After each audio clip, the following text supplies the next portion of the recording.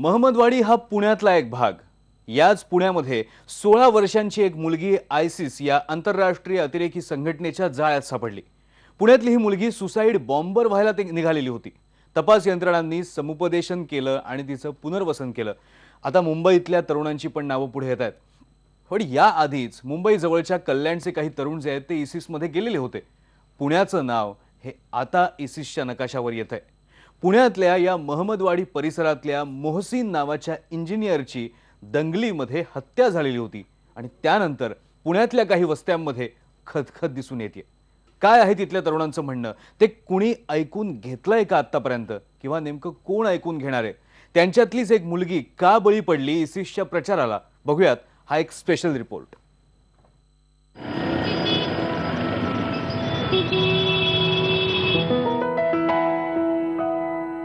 मेहबूब शेख पुण्यातल्या महमदवाडीमध्ये राहतो। त्याचे वडील गेल्या 50 वर्षांपासून हडपसर परिसरात राहतात। मेहबूबचा मित्रांचा गोतावळाही मोठा आहे आणि त्याचे मित्र सगळ्याच समाजांमधले आहेत। राजकारणाची आवड असल्यामुळे त्याचा जनसंपर्कही दांडगा आहे। पण इतकं सगळं असूनही मेहबूबने जेव्हा घर बांधायला घेतलं तेव्हा त्याला काही काळ राहण्यासाठी भाड्याने घरही मिळू शकलं नाही। 3 महिने प्रयत्न करूनही त्याला हडपसर परिसरातल्या मुस्लिम मोहल्ल्यांबाहेर कुणीही घर दिलं नाही। अगदी थेट तसं कोणी सांगितलं नाही, पण तरीही टाळण्याचा सूर तोच होता। तो या विषयावर थेट बोलायचं टाळतो, पण ही बोच त्याच्या मनात कायम आहे। एवढा राग कशाला मुसलमानमध्ये? आणि मग ती खदखद बोलताना व्यक्त होते। अरे बोले, तू मोमेडन म्हणून तुला कोणी फ्लॅट देत नाही। आमच्या शेजारी एक मोमेडन नकोय म्हणून लोक अक्षरशः सांगतात का मोमेडनला फ्लॅट देणार नाही। त्यावेळेस बोला, अरे मी लहानाचं मोठ्या गावात झालेलो आहे, तुमच्यामुळे खेळलो मी, तुम्हाला सगळं माझं माहिती आहे, तुम्ही असं का, म्हणजे हे काय प्रॉब्लेम झालं, तुम्ही मला घर नाकारताय? पहिलीची जी परिस्थिती होती, आताची जी परिस्थिती आहे, वाईट वाटतं मनाला। मी माझ्या देशमध्ये परका झालो, माझ्या मित्रामध्ये मी परका झालो। जे मित्र माझ्याबरोबर लहानाचे मोठे झाले, ज्या मित्रांच्या घरी मी दिवाळीचे फळा खायला गेलो, ते मित्र माझ्या घरी रमजानसाठी शिरकुमा पेले आले। त्यांच्या मनात कुठेतरी काहीतरी बसलंय।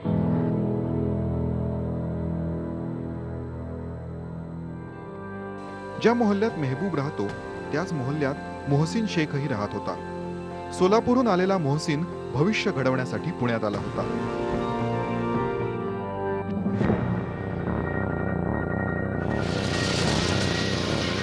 पण 2 वर्षांपूर्वी पुण्यात धार्मिक दंगल उसळली आणि त्यात त्याचा काहीही संबंध नसताना खून झाला।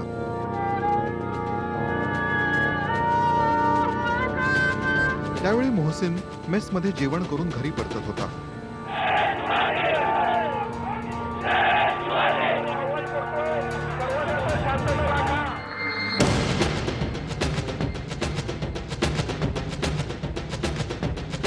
त्यानंतर वातावरण चिघळलं। रोज समोरासमोर असणारे हिंदू मुस्लिम एकमेकांकडे संशयाने बघू लागले।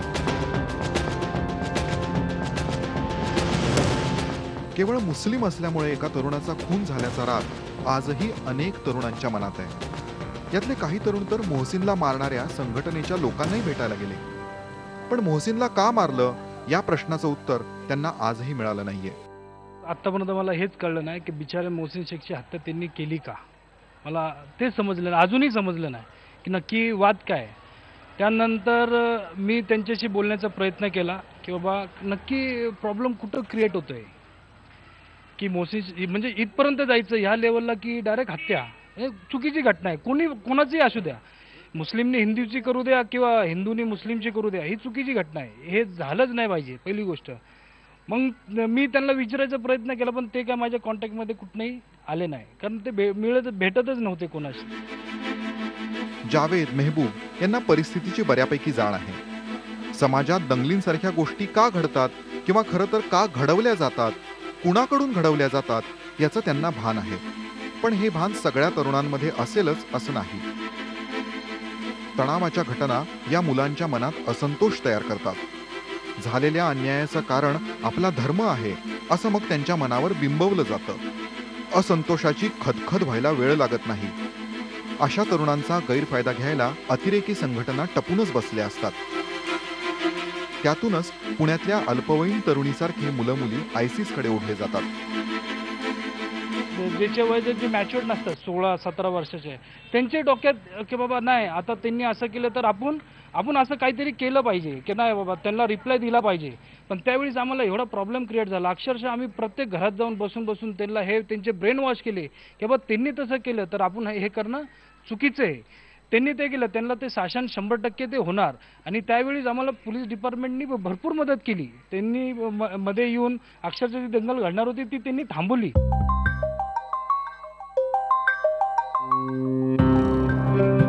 महमदवाडी परिसरात जवळपास 22,000 मुस्लिम नागरिक राहतात। इथे 30 मशिदी आणि 7 मदरसे आहेत। महमदवाडी ही देशातल्या कुठल्याही मुस्लिम मोहल्ल्याचं प्रतिनिधित्व करते। इथे राहणाऱ्या काही लोकांच्या मनात संताप नक्कीच आहे, पण त्यांची अपेक्षा एवढीच आहे की त्यांचं म्हणणं कुणी ऐकून घ्यावं, त्यांच्याकडे कुणी संशयाने पाहू नये, त्यांच्या राष्ट्रीयतेवर कुणी उठसूट शंका उपस्थित करू नये। आमची ओळख फक्त झाली पाहिजे की मी भारतीय आहे। त्यांना रोटी, कपडा, मकान आणि रोजगार, आरोग्य, शिक्षण मिळावं। या गोष्टी झाल्या तर इथे असलेल्या तरुणांच्या मनातलं वादळ नक्कीच शमेल। व्हिडिओ जर्नलिस्ट गणेश कदम आणि सचिन हंचाटे सोबत वैभव सोनावणे, IBN लोकमत, पुणे। जावेद शेख, मेहबूब शेख यांच्या मनातली व्यथा, त्यांच्या मनातली खंत आपण बघितली। असंतोष तर या अनेक मुस्लिम समाजामध्ये आहे, तरुणांमध्ये आहे, पण वेगवेगळ्या घटकांमध्ये विद्यार्थ्यांची, धर्मगुरूंची, पुढारलेल्या मुस्लिमांची, शिक्षकांची ही जी मतं आहेत ती फार परखड आहेत। मुस्लिम समाजाच्या सुधारणावादी विचारांची झलक सुद्धा आता त्यांच्या प्रतिक्रियांमध्ये दिसतेय। अनेकदा मुस्लिम म्हणून संधी मिळत नसल्याच्या आक्षेपाला नकारार्थी उत्तरही मिळतंय। मुस्लिम धर्माबाबत, बुरख्याबाबत अनेक गैरसमज जाणीवपूर्वक कसे पसरवले जातात याचाही खुलासा हे मौलाना करताना दिसतात। मुस्लिम मुलांचा असंतोष कशामुळे आहे याचं पुढारलेल्या मुस्लिम मुलांचं विश्लेषण तर बिनतोड आहे। या सर्वांशी खास बातचीत आम्ही केली, त्यांच्याकडनं जाणून घेतलं त्यांच्या मनात काय आहे, पुढारलेल्या समाजाच्या मनात नेमकं काय आहे, शिक्षकांच्या मनात नेमकं काय आहे। बघूया ते काय सांगतात ते। मुस्लिम समाजातल्या तरुणांमध्ये एक असंतोष आहे, व्यवस्थेविरोधात असेल, सामाजिक परिस्थितीबद्दल असेल किंवा अनेक वेगवेगळ्या गोष्टींबद्दल असेल। याच असंतोषाचं कारण ठरत काही तरुण मुलं जी आहेत ती रॅडिकल होण्याकडे वळतात किंवा कट्टरतावादाकडे ओढली जातात, अगदी नगण्य प्रमाणे, मात्र ती ओढली जातात आणि त्याच्यामुळे संपूर्ण समाज बदलतो। मुस्लिम धर्माचं शिक्षण जिथे दिलं जातं ती जागा म्हणजे मदरसा। या धर्माचं शिक्षण देताना नेमकं काय शिकवलं जातं, कारण या मदरशांच्या शिक्षणावरती अनेकदा आक्षेप घेतले जातात मुस्लिम विचारवंतांकडून की तिथं व्यावसायिक शिक्षण दिलं जावं, तिथं प्रोग्रेसिव्ह शिक्षण दिलं जावं, ते दिलं जात नाही। म्हणून अनेकदा मुस्लिम समाजातले तरुण जे आहेत ते व्यवसायात दुय्यम असलेले व्यवसाय जे आहेत ते त्यांना निवडावे लागतात। काय सांगाल तुम्ही, यात किती तथ्य वाटतं? नाही, असं नाही। मद्रसात जे धार्मिक शिक्षण दिलं जातं ते धार्मिक शिक्षण दिलं जात असताना आम्ही आमच्या स्वतःच्या मद्रशामध्ये हे पाठीमागे आम्ही 2 इंग्लिश शिकवणारे टीचर आमच्या मद्रशामध्ये आम्ही नेमलेले आहेत। ते आमच्या मद्रशामध्ये येऊन त्यांना ते शिक्षण देतात। तुला कधी अशी अडचण आली आहे का, एक मुस्लिम मुलगी म्हणून बाहेर शिकताना किंवा घरातून बाहेर पडताना सुद्धा समाजातून विरोध होतो, स्वतःच्या समाजातून आणि बाहेरच्या समाजातही अनेकदा मुस्लिम म्हणून विरोध होतो? तसं पाहायला गेलं तर आतापर्यंत अशी अडचण किंवा असं मला तर अनुभवच नाही आलं, कारण त्या पद्धतीचं शिक्षण म्हणजे आमच्या घरापासूनच म्हणजे त्याची सुरुवात झालेली आहे। पहिल्यांदा मी भारतीय नागरिक आणि एक खरा इस्लाम मानणारी मुलगी म्हणून मी या ISIS सर्व दहशतवादी संघटनांचा निषेध व्यक्त करते। पहिल्यांदा जर पाहायला गेले तर मुस्लिम युवकांवर जो बघण्याचा ॲटिट्यूड आहे, जो दृष्टिकोन आहे तो बदलण्याची गरज मला वाटते। कारण त्यांच्याकडे हल्ली जर पाहिलं संशयवृत्तीने पाहिलं जातं, त्यांच्याकडे फक्त इस्लामिक टोपी आणि दाढी या दृष्टीने बघून त्यांना सिक्युरिटीचं जॉबसुद्धा करणं म्हणजे तारेवरची कसरत आहे। ही रिअल फॅक्ट आहे, हे वास्तव आपण नाकारू शकत नाही आहे। आपल्यासोबत एका शाळेच्या मुख्याध्यापिका आहेत, त्यांना विचारूया, तुम्ही वास्तविक अनेक मुलामुलींना शिकवता, मुस्लिम मुलामुलींना शिकवता, मात्र या सगळ्यामध्ये तुम्हाला धर्मामध्ये धर्मापेक्षा शिक्षण महत्त्वाचं वाटतं का? इलिटरेसी को इस्लाम में भी जगह नहीं है, राइट। और जहाँ पर शिक्षण है ऑफ कोर्स हमको वो करना ही चाहिए, अपने बच्चों के लिए वो बहुत ज़रूरी है। जब तक कि हम शिक्षण ले सकेंगे, जब एजुकेटेड होंगे तो हम दुनिया को बेहतर नज़रिए से देख सकेंगे। और जहाँ तक अभी नज़र मीन्स जो ये बात आ रही है क्या मुस्लिम्स को टारगेट किया जाता है बहुत सारी जगहों पर, बट इसके लिए हम भी कहीं जिम्मेदार है, हमारे ही लोग कहीं जिम्मेदार है। आज I am very proud to say कि I am a principal of both the branches, administrative head of both the branches for a non Muslim management. अगर आज वो मुझ पे इतना भरोसा कर रहे हैं तो मेरी अच्छाई की वजह से। आज हमको प्रूफ करना पड़ेगा, हमको बात करके फायदा नहीं है। पेरिस में जो अभी रिसेंटली हमला हुआ था, ओके, ये जो भी 4-5 लोग इसमें थे, इनका कोई भी एक लोग सीरिया में नहीं मरा था, कोई भी किसी का भी जैसे बदले के भावना से इन्होंने इनोसेंट लोगों को मारा है, फिर वो कोई भी तबके के हो, कोई भी देश के हो, कोई भी समाज के हो, पर उनका कोई अपना कोई मरा नहीं था। ये ब्रेन वॉश्ड लोग थे, ओके, जो इविल, जो अपने फायदे के लिए कुछ लोगों को इस्तेमाल कर रहे हैं और उसका नाम इस्लाम पे डाल रहे हैं। ऐसा आप किसी बेकुसर को मार के जन्नत की ख्वाहिश करना कितना गलत है, कहीं पे भी इसका है ही नहीं, कहीं पे भी जिक्र। बुरख्याचा एक मुद्दा थोडक्यात किंवा कपड्यांवरती जे लिमिटेशन्स आहेत घालण्यावरती, त्याबाबत नेमकं काय सांगतोय? नाही, जहा बुरकेची जी बात आहे ते बुरका म्हणजे काय? बुरका म्हणजे फक्त काळे कपडे घालणे किंवा आपल्या चेहऱ्याला काळ्या कपड्याने झाकून ठेवणे हा बुरका नाही।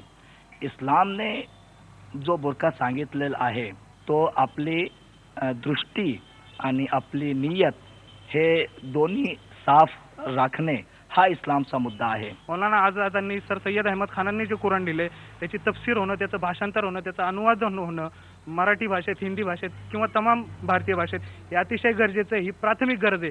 ते जेव्हा होईल, जेव्हा कुराणाचं ते भाषांतर होईल, जेव्हा तरुण वर्ग वाचेल की जे हे खरं तफसील कुराणाची, नॉन मुस्लिम बद्दल कुराण काय सांगतंय, आपल्या शेजाऱ्यांबद्दल काय सांगते, स्त्रियांबद्दल काय सांगते, प्रोग्रेसिव्ह विचार जे मांडते, जे तुर्कीमध्ये मांडले जात आहे, जे दुसरीकडे मांडले जाते, ट्युनिशियामध्ये आता नोबेल मिळालंय मुस्लिम ऑर्गनायझेशनला, ते जे दुसऱ्या देशात होते ते जगातली 2 नंबरची मोस्ट मुस्लिम पॉप्युलेशन असणाऱ्या देशात याकडे जे दुर्लक्ष होते ते अक्षम्य, आणि त्याचंच परिपाक म्हणून तरुण अशा संघटनांकडे, अशा गोष्टींकडे ओढले जात आहेत की ज्याच्याकडे ऑर्थोडॉक्सी शिकवत आहेत। समाजात स्वतःची जागा निर्माण कशी करावी लागते ते एका मुख्याध्यापिकेने इतक्या परखडपणे सांगणं हा खरं दुर्मिळ योग म्हणावा लागेल। आणि याच सगळ्या गोष्टींनी आजही मुस्लिम समाजाला सर्वसामान्य इतर धर्मांपेक्षा वेगळं करता येत नाही, याचंच हे कारण सगळे धर्म माणुसकी शिकवतात। व्हिडिओ जर्नलिस्ट सचिन कदम, वैभव सोनवणे, IBN लोकमत, पुणे। एक ब्रेक घेऊया, पण ब्रेक नंतर आपण पाहणार आहोत मुस्लिम विचारवंतांचं काय म्हणणं आहे, त्यांच्याकडे या समस्यांची उत्तरं आहेत का, आणि हेही पाहूया की मुस्लिम तरुण अतिरेक्यांच्या जाळ्यात अडकू नयेत म्हणून पोलीस काय करतायत ते। ब्रेक नंतर पुन्हा भेटूयात, पहा फक्त IBN लोकमत।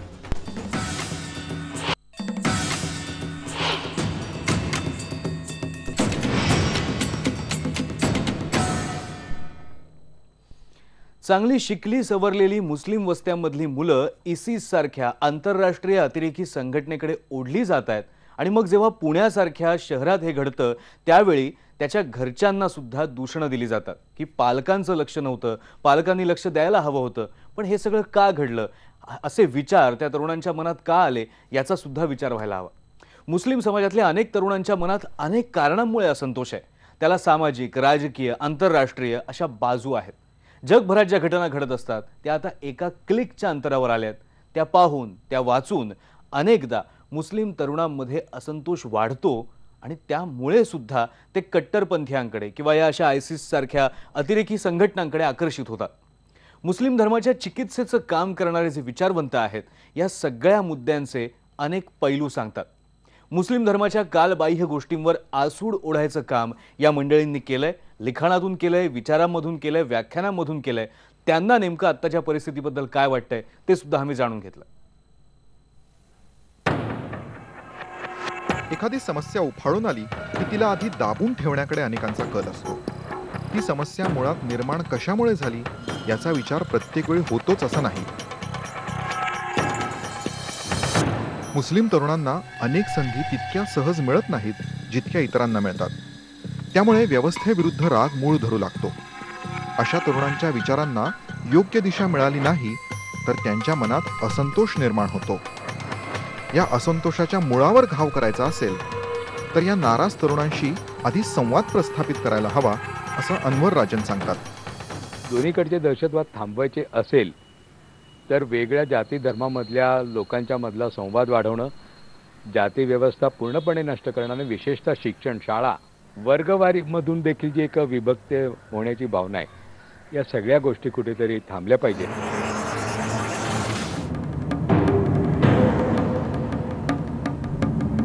सध्या जगभरात असलेल्या स्फोटक वातावरणामुळे तरुणांमध्ये अस्वस्थता वाढतीये. यासोबत स्वतःच्या भविष्याचं काय असा प्रश्नही त्यांच्यापुढे उभा राहतो. या जागतिक अन्यायाच्या प्रचाराची आणि स्वतःच्या आर्थिक विवंचनांची सरमिसळ त्यांच्या मनात होते आणि ते कट्टरतेकडे ओढले जातात.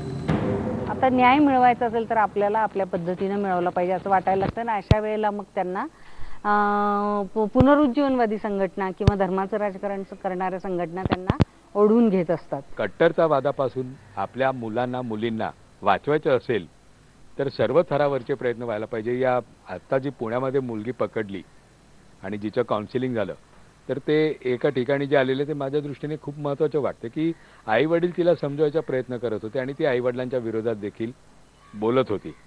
तर ही जी सगळी भावना आहे, एक व्यक्तिकेंद्रित पाश्चात्य संस्कृतीचा एकदा संपर्क झाला तर व्यक्तिकेंद्रित विचार वाढतो आणि मग कुटुंब देखील आपल्याला क्षुल्लक वाटू लागतं.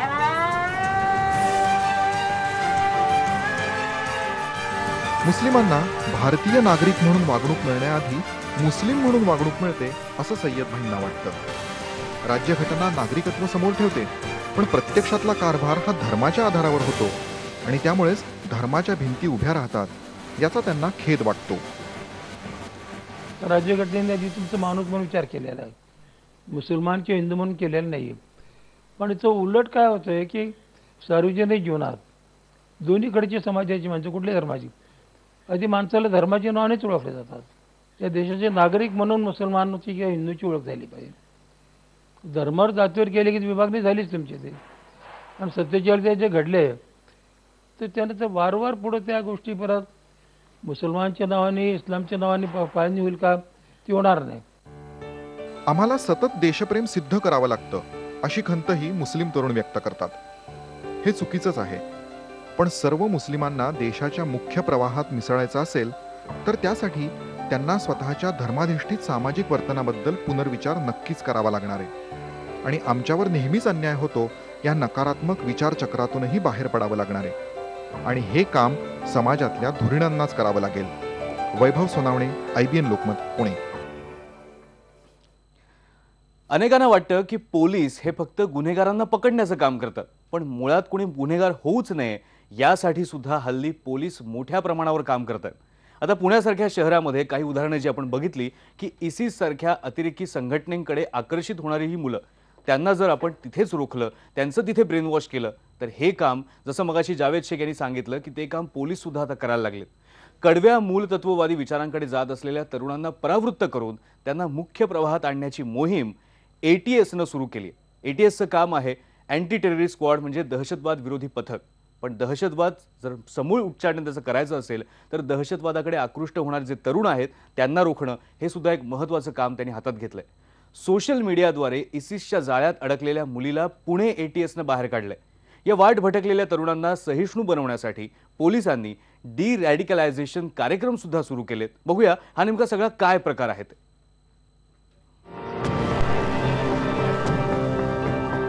21व्या शतकातला मुस्लिम तरुण शिक्षणाकडे वळलाय. मात्र या सुशिक्षित तरुणांना सोशल मीडियाद्वारे दहशतवादी आपल्या जाळ्यात अडकवण्याचा प्रयत्न करतायत. कल्याणमधले तरुण असो, मुंबईतले असो, बंगलोरमधला असो किंवा परवाच पुढे आलेलं पुण्यातल्या मुलीचं प्रकरण असो, सर्व तरुण तरुणी सुशिक्षित होते. पण या नव्या आव्हानाला तोंड देण्यासाठी ATSनेही कंबर कसली आहे.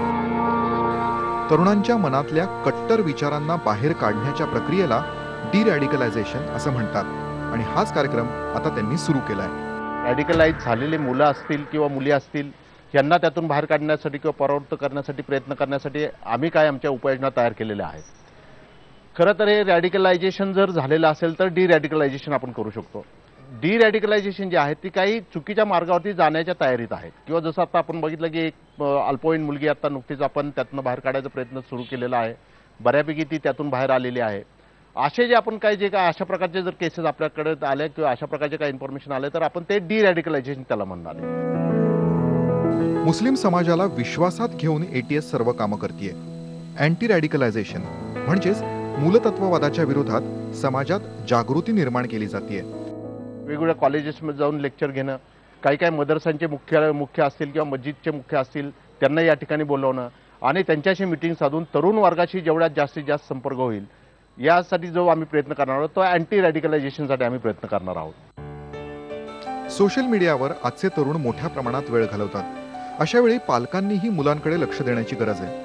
म्हणून पालकांसाठी ATSचे अधिकारी मशीद व इतर धार्मिक अध्ययन केंद्रांमध्ये जात आहेत. शाळा कॉलेजात गप्पा मारून तरुण आणि पोलिसांमध्ये क्रिकेटच्या फ्रेंडली मॅचेस घेऊन व अशा अनेक सलोख्याच्या पद्धतींनी तरुणांमध्येही पोलिसांची सकारात्मक प्रतिमा निर्माण केली जाते. हलिमा कुरेशी सोबत bureau report, IBN Lokmat, Pune. प्रयत्न सगळ्या बाजूंनी होतोय, विचारवंतांकडून सुद्धा होतोय, धर्मगुरूंकडून सुद्धा होतोय आणि पोलिसांकडून सुद्धा होतोय. महमदवाडी हा पुण्यातला एक भाग, मुस्लिम वस्तीचा भाग. त्या ठिकाणी जे काही घडलं ते आम्ही तुमच्यापुढे सादर केलं, पण ते प्रातिनिधिक स्वरूपाचं आहे असं म्हणता येईल, कारण पूर्ण देशभरात अशा अनेक मुस्लिम वस्त्या आहेत आणि या प्रत्येक मुस्लिम वस्तीमध्ये राहणारे जे तरुण आहेत त्या तरुणाच्या मनातली खतखत ही अशीच काहीशी आहे. ती खतखत जर वेळीच दूर केली नाही तर मग त्याचे पुढे भयंकर परिणाम होऊ शकतात. त्यामुळे प्रेक्षक म्हणून आपली जबाबदारी सुद्धा काय आहे ती लक्षात घेऊया. पहा फक्त IBN लोकमत.